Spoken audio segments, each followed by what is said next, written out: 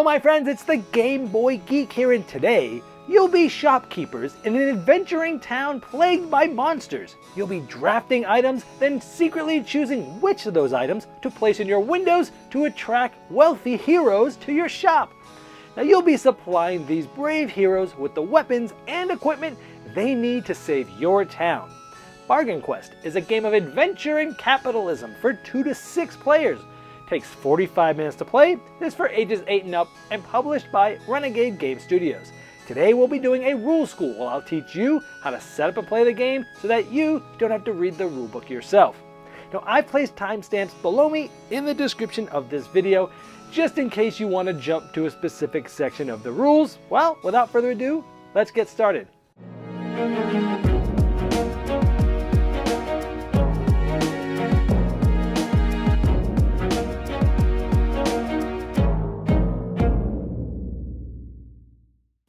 Bargain Quest is a drafting game for 2 to 6 players where you're running your own item shop. You'll be attracting different classes of heroes into your shop, like, hey, the magic lamp to the bard. And once you have them lured into your shop, you'll be selling them different items and making some money.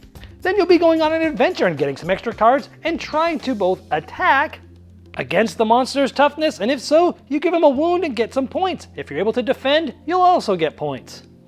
You'll also be hiring employees that give you special abilities to help you out throughout the game. And you'll be able to upgrade your shop by displaying more items to intrigue them to come into your doors and store more items for the next rounds. If the heroes are defeated, new ones replace them, but be careful, if there's no heroes left, everyone loses the game. Otherwise, you'll try to take out the most powerful monster in the end to see who has the most points. To set up, each player is going to select one of these 6 item shop boards and place it in front of them. If you're playing with less than 6 players, the ones not selected can be placed back in the box. You can set up the coins in the middle of the table where everyone can reach them, set up by denominations. Now each player's board will fold out like this, and all players will get 5 coins. The player who has most recently paid for goods or services in cash claims the quest token and places it next to your shop. Next, we're going to set up the monster deck. There's 3 different levels, 1, 2, and 3. Separate out the levels so you have all level 1s here, all level 2s here, and all level 3s here. Now normally you'd randomly select one of the level 1s, one of the level 2s, and one of the level 3s. But I'm assuming this is your first game, and if it is, you're going to use the Bandit Captain from level 1, the Orc Warlord from level 2, and the Vampire Queen from level 3. And if it's not your first game, when you randomly take one, you'll just take 1 from each level. Now once you have 1 from each level, all the rest of the cards from the different levels can be placed back in the box. You'll only be using 1 of each. And once you have that monster deck ready, it can be in the middle of the table next to the coins. Then you're going to take this smaller adventure deck, shuffle it up, and place it to the left of the monster deck.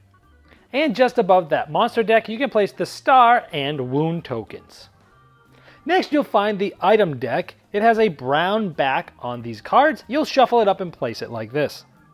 Next, you're going to find the hero deck, which has a green back. If it's your first game, you're going to look for a cleric, a fighter, a mage, and a rogue. Take 1 of each of those out of this deck, shuffle them, and place them back on top. Then you can place that deck right here next to the item deck.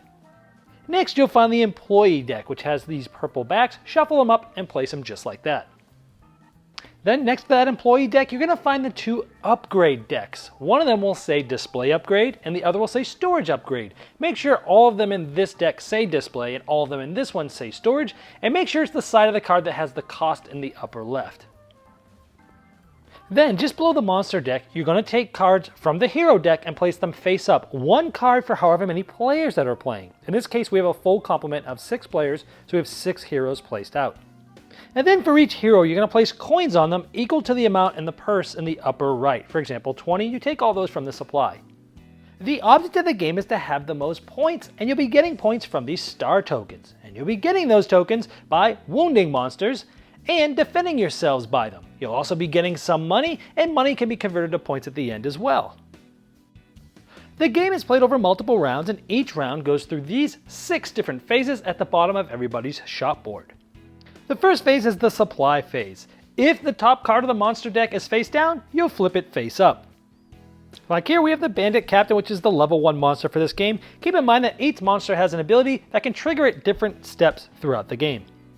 Next, from this brown item deck, you're going to pass out 4 cards face down to each player. If at any point this deck is empty, you take any cards that were discarded from previous rounds, shuffle them together to make a new deck to make sure everybody gets 4 cards. Now the cards you're dealt are secret. You hold them so nobody can see them, but I have them up here face up so that you can see them. Each player is going to select one of these cards to keep, and they're going to place it face down on their shop board. Then they're going to pass the rest of the cards clockwise. So for example, if we want to keep the magic lamp, we'd put it face down here. We'd take the other 3 cards and pass it to the left.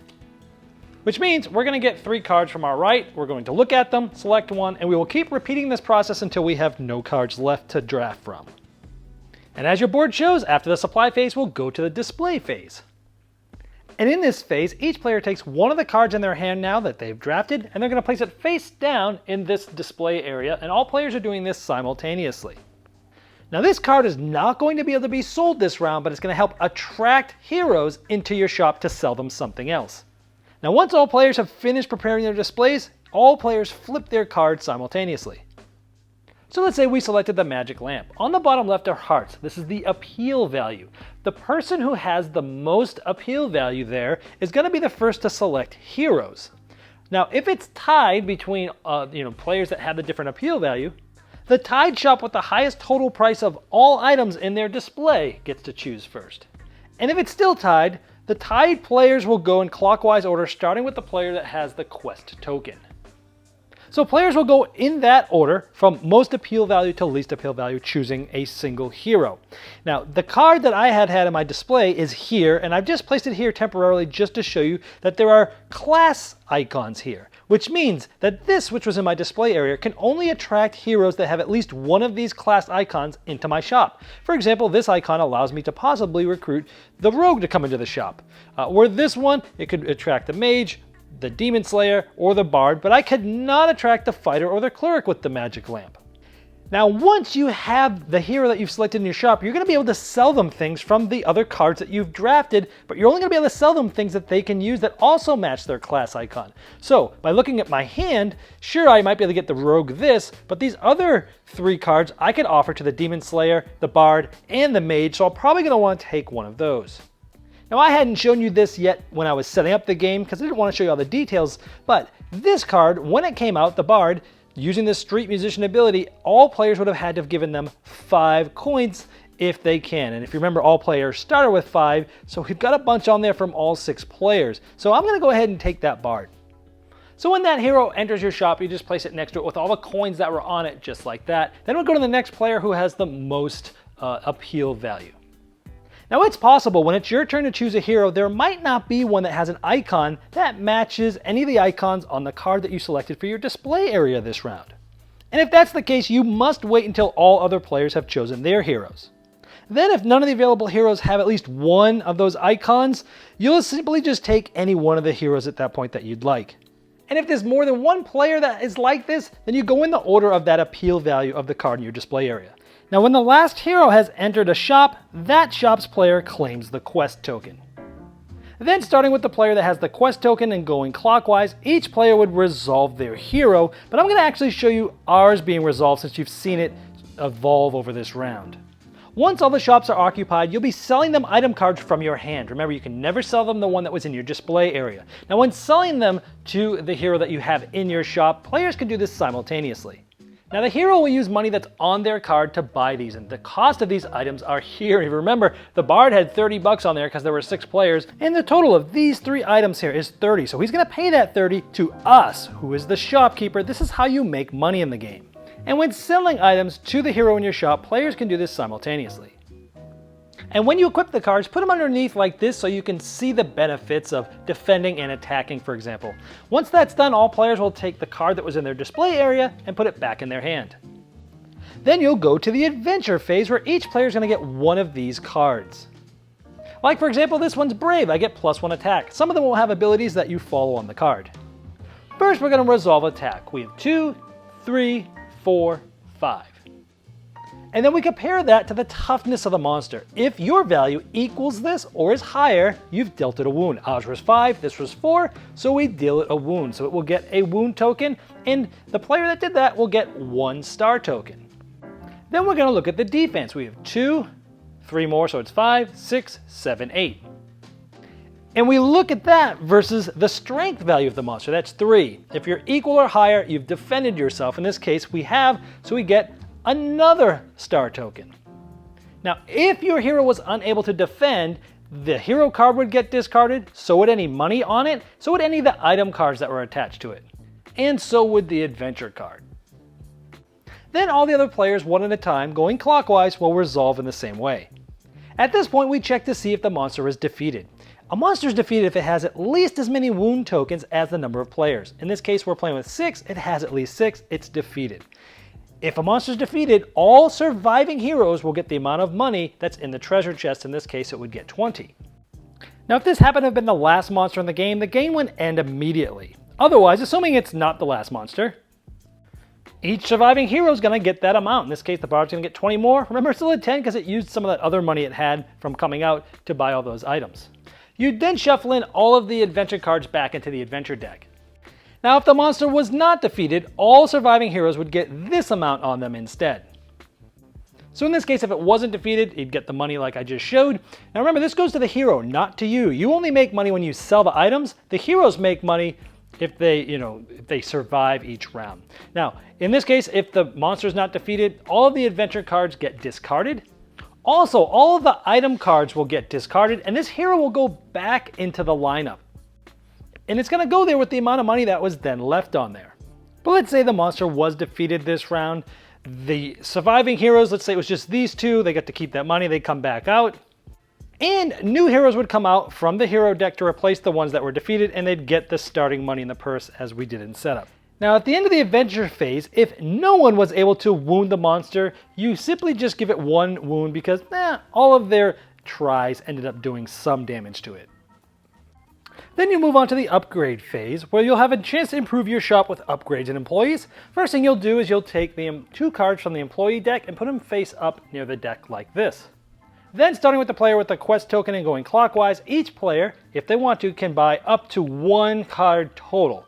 And they would purchase it with the money they have on hand, and the cost is in the upper left of the cards. If you purchase an employee, you put it next to the employee part of your board, and it will give you a certain ability. Now, you can only have 1 employee of the same name in your shop, and when an employee is purchased, a new one will come from the top of the deck to replace it. If this deck is ever empty, it simply does not get replaced. Now, instead of purchasing an employee, you can purchase 1 upgrade. And these upgrades do different things. There's 2 different types. One of them is a display upgrade like this one, which allows you to place 1 additional item card in your display during the display phase. Now remember, we originally had this card because it had a lot of appeal, but you could have more than 1 card when having this, and that will help you get more appeal to possibly get a hero before other players. Now you can only have 1 display upgrade in your shop in the whole entire game, but during the upgrade phase, if you have this, you can pay 10 to flip this over, and then this will give you +2 upgrade. Also, when you pay to flip an upgrade to the +2 side, like you saw here, you would perform this instead of purchasing an available upgrade or employee card as shown previously, meaning you couldn't purchase anything else this turn. The other type of upgrade is a storage upgrade. We're about to get to the storage phase in just a moment, where you get to keep a card for next round. This allows you to keep an additional one, and just like the other upgrade, during this phase on a future turn, you can pay 10 to flip it over and be able to store 2. Remember, you can only have 1 storage upgrade and 1 display upgrade during the entire game. So in that storage phase, it is very simple. You just take any 1 card from your hand and place it face down. Of course, unless you have an upgrade, you can place more. Now, in our turn when I showed you, we actually sold everything to the bard, but there's many times that you'll still have cards left over. This is when you would be able to store them. Anything that you weren't able to store must be discarded. Then you'd start all over in the supply step, gaining cards. Now this stored card is not part of this step. It stays here at the end of the supply step, and you have your 4 cards. You'll pick up the ones that you've drafted and that one to add to your hand. Now players will continue through these 6 phases until one of 2 things happens. If you have defeated the last monster, it will say and, you'll go directly to scoring. Otherwise, the other way to end is if you need to refill heroes and there's none left. In that case, the game ends and all players lose the game. Now if you make it to the final scoring, each player is going to count up all of the stars that they've accumulated throughout the game, and every $10 that they have in their supply is also going to get them 1 single star token. Whoever has the most stars wins the game. And if it's tied, the player with the most money in their hands wins, and if it's still tied, they share the victory. Now there are a couple of rule changes if you're playing with 5 or 6 players. If during the adventure phase nobody wounds the monster, instead of giving it 1 wound, it will take 2. And if only one hero manages to wound the monster, place 1 additional wound token on the monster. When you get to the 2nd level monster, instead of passing the cards to the left, you pass your cards to the right during the supply phase. And experienced players can look at the Advanced 2-player variant and Reliable Heroes variant on their own on page 14 of the rulebook. Well, I hope this helped you dive right into Bargain Quest and get to the fun quicker than you normally would if you had to read the rulebook yourself. Now, if you have further questions about the rules, I've placed a link below me in the description of this video, and that's the best place to ask them, since not only will I be notified, but so will Renegade Game Studios.